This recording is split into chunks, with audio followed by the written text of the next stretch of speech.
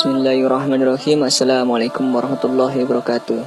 Maurice Bucaille lahir, besar dan sepenuhnya menimba ilmu di Prancis. Setelah menamatkan pendidikan menengah atas, ia belajar di Fakultas Kedokteran Universitas Prancis, kemudian menjadi dokter bedah terkenal dan terpintar yang pernah dimiliki Prancis modern. Sebagaimana banyak diketahui, Prancis terkenal sebagai negara yang tertarik dengan arkeologi dan budaya. Di akhir tahun 80-an, Prancis meminta Mesir untuk mengirimkan mumi Firaun untuk dilakukan serangkaian eksperimen dan penelitian. Akhirnya, mumi penguasa Mesir terkenal tersebut pun tiba di Prancis. Mumi itu kemudian dipindahkan ke ruangan khusus di Monument Center.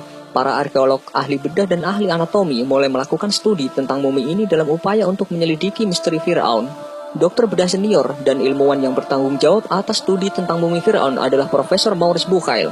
Sementara proses restorasi mumi berjalan, Maurice Bucaille sibuk dengan pikirannya. Dia mencoba untuk menemukan bagaimana Firaun ini meninggal. Saat larut malam, ia menemukan penyebabnya. Sisa-sisa garam yang terjebak dalam tubuh mumi itu adalah bukti bahwa ia meninggal karena tenggelam, dan mayatnya segera diangkat dari laut. Terlihat jelas juga bahwa para pendeta Mesir kuno buru-buru mengawetkan tubuh Firaun tersebut. Tapi Maurice bingung dengan sebuah pertanyaan. Bagaimana tubuh ini dengan mengesampingkan tubuh mumi lainnya dari Mesir kuno tetap utuh hingga sekarang, meskipun tubuhnya pernah tenggelam di laut? Maurice sibuk memikirkan hal tersebut ketika seorang koleganya mengatakan, tidak usah terlalu dipikirkan karena dalam Islam disebutkan bahwa Firaun ini memang tenggelam. Pada awalnya dia sangat tidak yakin dan menolak pernyataan tersebut. Dia mengatakan penemuan seperti itu hanya bisa diketahui melalui peralatan canggih dan modern. Maurice bertambah tercengang setelah koleganya yang lain mengatakan bahwa Al-Quran, kitab suci yang dipercaya Muslim, menceritakan kisah tenggelamnya Firaun dan mengatakan tubuh tersebut akan tetap utuh meski ia telah tenggelam. Maurice bertambah terkejut dan terus bertanya-tanya dari mana kitab suci umat Islam ini mendapatkan data, sementara mumi tidak ditemukan sampai tahun 1893. Selain itu, Al-Quran juga baru diturunkan kepada umat Islam selama lebih dari 1400 tahun setelah peristiwa tenggelamnya Firaun. Mengingat juga sampai beberapa dekade lalu, seluruh umat manusia termasuk Muslim tidak tahu bahwa orang Mesir kuno mengawetkan Firaun mereka. Maurice Bucaille terjaga sepanjang malam menatap tubuh Firaun, berpikir mendalam soal kitab Al-Quran yang secara eksplisit mengatakan bahwa tubuh ini akan utuh setelah tenggelam. Bisakah dipercaya Nabi Muhammad SAW tahu tentang ini lebih dari 1000 tahun yang lalu, ketika saya baru saja mengetahui hal itu, pikir Maurice. Pikiran Maurice malam itu dipenuhi berbagai pertanyaan dan keheranan tentang kitab suci umat Islam. Mumi tersebut akhirnya dikembalikan ke Mesir.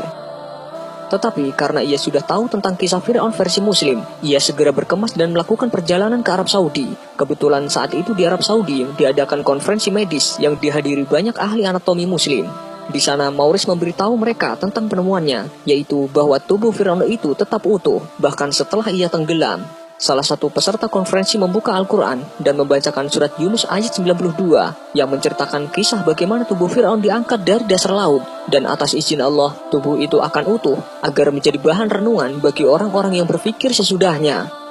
Dalam kegembiraannya setelah dibacakan ayat tersebut, Maurice berdiri di hadapan para peserta konferensi dan berkata, "Aku telah masuk Islam dan percaya pada Al-Quran ini." Saat kembali ke Prancis, Maurice Bucaille menghabiskan 10 tahun melakukan studi tentang kesesuaian fakta-fakta ilmiah saat ini dengan yang disebutkan dalam Al-Quran.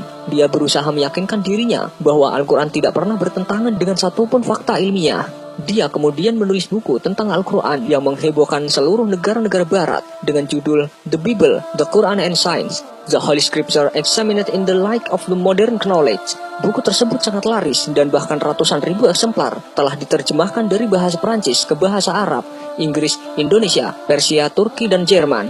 Bahkan tersebar ke hampir semua toko buku di seluruh dunia. Sisi ilmiah dari Al-Quran telah mengejutkan saya sejak awal, karena pikiran saya belum pernah melihat begitu banyak kajian ilmu pengetahuan yang disuguhkan secara akurat. Itu semacam cermin bagi ilmu pengetahuan yang sudah ditulis dalam buku-buku ilmiah selama ini. Padahal ilmu tersebut sudah ada lebih dari 13 abad yang lalu. Begitulah sepenggal catatan kata pengantar Maurice dalam bukunya. Ladies and gentlemen, Assalamualaikum.